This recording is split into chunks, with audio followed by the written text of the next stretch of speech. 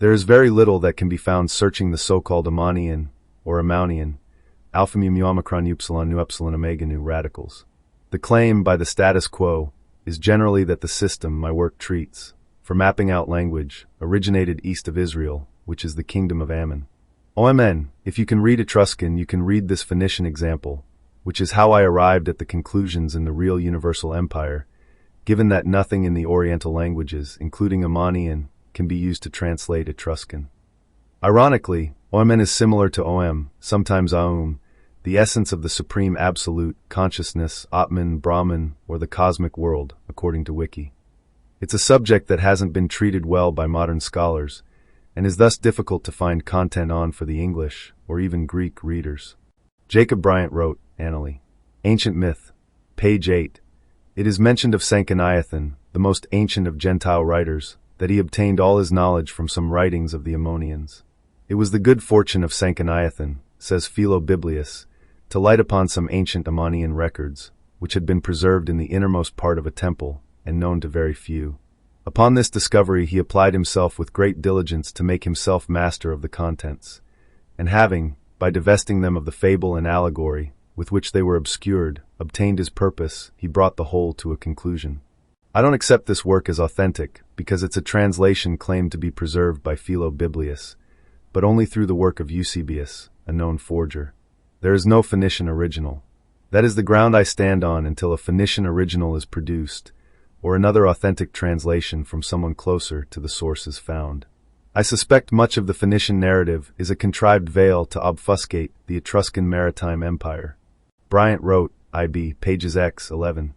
As it will be my business to abridge history of everything superfluous and foreign, I shall be obliged to set aside many ancient lawgivers and princes who were supposed to have formed republics and to have founded kingdoms. I cannot acquiesce in the stale legends of Deucalion of Thessaly, of Inachus of Argos, and Aegialius of Sicyon, nor in the long line of princes who are derived from them. The supposed heroes of the first ages in every country are equally fabulous. No such conquests were ever achieved as are ascribed to Osiris, Dionysus, and Sesostris. The histories of Hercules and Perseus are equally void of truth.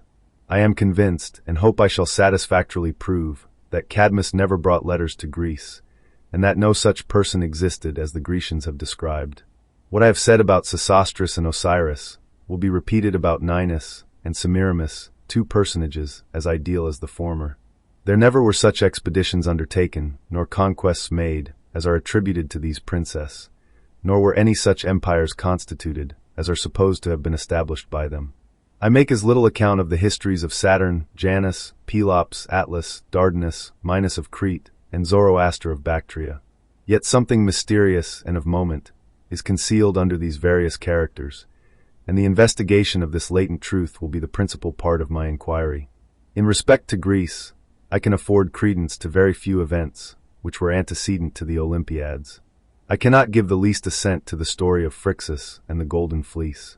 It seems to me plain beyond doubt that there were no such persons as the Grecian Argonauts, and that the expedition of Jason to Colchis was a fable. I'm early into Bryant's work, but it seems he was affected by the deluge delusion and the system of priestcraft that my work has exposed so thoroughly as the basis of much of the fraudulent history that was imposed.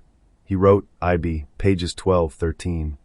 We shall find that the deluge was the grand epocha of every ancient kingdom. It is to be observed that when colonies made anywhere a settlement, they engrafted their antecedent history upon the subsequent events of the place. And as in those days they could carry up the genealogy of their princes to the very source of all, it will be found, under whatever title he may come, that the first king in every country was Noah. For as he was mentioned first in the genealogy of their princes, he was in after times looked upon as a real monarch, and represented as a great traveler, a mighty conqueror, and sovereign of the whole earth. This circumstance will appear even in the annals of the Egyptians, and though their chronology has been supposed to have reached beyond that of any nation, yet it coincides very happily with the accounts given by Moses. Keep in mind that Jacob Bryant was writing at a time when the British kings pretended to be descended from Japheth, a son of Noah. It will be determined if the rest of his work is sullied by this nonsense, or if he was just going along with it so that he could produce his findings without persecution. But what caught my eye about this work is how Jacob Bryant seemed to have created the term Amonian radicals, inspired by Sanchoniathon, which means the Amonian radicals that Robert Taylor wrote/spoke of was drawn from this work, written almost a century prior. The reason this is important to me is because the idea of these roots coming from the eastern part of the Mediterranean may be an erroneous conclusion based on Mosaic history, whereas so-called Amonian radicals like Don, signifying Lord, are used by Italians to signify their family patriarch, or lord, and the ancient languages of Italy are alien to the rest of the world. While simultaneously being the parents of Latin, Celtic, and Sanskrit, yet their alphabets are almost one-for-one Phoenician.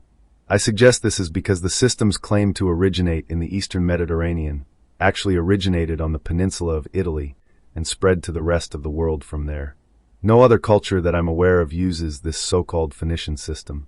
The Don of my family didn't exactly look Oriental, did he? His last name is Etruscan, not Latin or Greek. The root Izar was an Etruscan name for the sun, soul, and Izar was an Etruscan word for God, affixed with the letter that signifies a centuria, 100 soldiers. This tribe or family likely started out as a military outfit, and prior to the Roman Empire, every Caesar who rose to prominence did so through virtue in battle. The Irish, whose language is demonstrably descended from Sicilian Phoenician, also use the word Izar to signify God, while the Norse use a slight variant of it, Asir. Bryant wrote, IB, pages 14-15. Before I can arrive at this essential part of my inquiries, I must give an account of the rites and customs of ancient Hellas, and of those people, which I term Amonians. This I must do in order to shew from whence they came, and from what quarter their evidence is derived. A great deal will be said of their religion and rites, also of their towers. The Etruscans were called Tyrrhenians and Tersenians by the Greeks, named after their towers, Tertius, temples, and Purathea, where their worship was performed. The mistakes likewise of the Greeks in respect to ancient terms, which they strangely perverted, will be exhibited in many instances, and much true history will be ascertained from a detection of this peculiar misapplication. It is a circumstance of great consequence, to which little attention has been paid. Great light, however, will accrue from examining this abuse, and observing the particular mode of error, and the only way of obtaining an insight must be by an etymological process, and by recurring to the primitive language of the people, concerning whom we are treating. As the Amonians betook themselves to regions widely separated, we shall find in every place where they settled the same worship and ceremonies, and the same history of their ancestors. There will also appear a great similitude in the names of their cities and temples, so that we may be assured that the whole was the operation of one and the same people. The learned Bochet saw this, and taking for granted that the people were Phoenicians, he attempted to interpret these names by the Hebrew languages, of which he supposed the Phoenician to have been a dialect.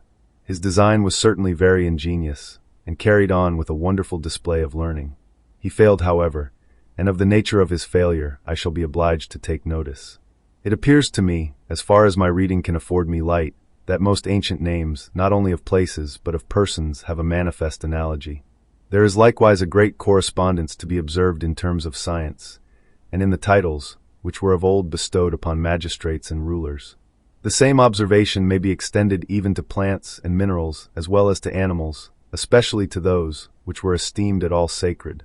Their names seem to be composed of the same, or similar, elements, and bear a manifest relation to the religion in use among the Amonians, and to the deity which they adored. This deity was the sun, and most of the ancient names will be found to be an assemblage of titles bestowed upon that luminary.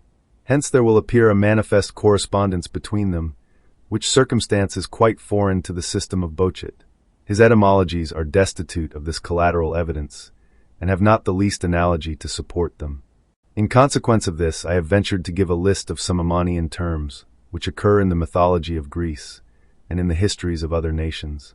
Most ancient names seem to have been composed out of these elements, and into the same principles they may again be resolved. Hence has arisen the demand, pi omicron upsilon sigma omega, po-so, which has been repeated for ages. It is my hope and my presumption that such a place of a pulse may be found, where we may take our stand, and from whence we may have a full view of the mighty expanse before us, from whence also we may descry the original design and order of all those objects which by length of time and their own remoteness have been rendered so confused and uncertain. Scholars demonstrated the affinity of the Phoenician, Etruscan, and Irish alphabets, as well as their radicals. One could even make the case of the cuneiform being based on the Ogham, should the chronology of cuneiform inscriptions reveal that system to be a modern invention. The number one detail that proves my suspicion, and the number one obstacle that cannot be overcome, is how all these cultures in the Orient use this system that is embedded in the Etruscan and ancient Italian languages, yet none of them have affinity or can be used to translate the alien Italian ones. Specifically, how hieroglyphics and Coptic have affinity to Hebrew, Ethiopian, etc., yet are all Greek-based, and all the ancient Greek abecedaria were found in Italy and turned out to be ancient. Italian or Etruscan, not Greek. Greek uses so much of this system as to be nearly identical, yet has zero affinity to Etruscan, which isn't Indo-European like Greek is. In fact, all of this indicates these systems of mapping out language descended from ancient Italy, and that Etruscan and subsequently Latin, Celtic, and Sanskrit are older than Greek, Hebrew, the hieroglyphics, and even Sumerian. It is a controversial conclusion, but it is the one that I will arrive at until these issues can be resolved, which they cannot be thus far. None of you can translate Etruscan without using the remnants of its words found in Latin. The following demonstrates the mathematical impossibility of the Irish just happening to use an almost identical alphabet as the Phoenicians and subsequently other Eastern alphabets, by mere coincidence. William Betham wrote, Etru. Celt. Page 10. It has been said that this language was Hebrew, or had a strong affinity to it, but the best Hebraists have tested it without success, for the results have not enlightened the world. The few existing translations through the Hebrew are scarcely vouched by their authors. If the Hebrew and Phoenician were sister tongues, the affinity would be palpable and universal, not confined to a few words or sentences. The Hebrew has been preserved without change with the greatest care and anxiety, and therefore ought to be found identical, if at all akin to the Phoenician. The Celto-Etruscan has not only an affinity, but its similarity is almost universally applicable to every Phoenician and Etruscan inscription to which it has been applied, and is, therefore, the true key, every division of which fits the words, and opens the long-hidden treasure to our view. Had I never studied Phoenician, I'd still be able to read certain words because some of the letters are the same as Etruscan. Bryant correctly identified the system of priestcraft, found all over the world, as corresponding to the sun, or as I call it, Sunscript.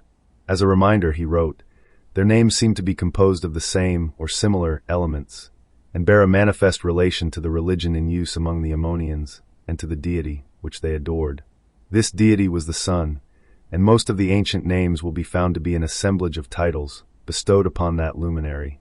For those of you interested in learning this ancient system and how it was used in all religions, as well as to fabricate history, or at least to name individuals that rose to prominence, invest in the Spirit World series, and then the Real Universal Empire. Become a member to access the rest of this article.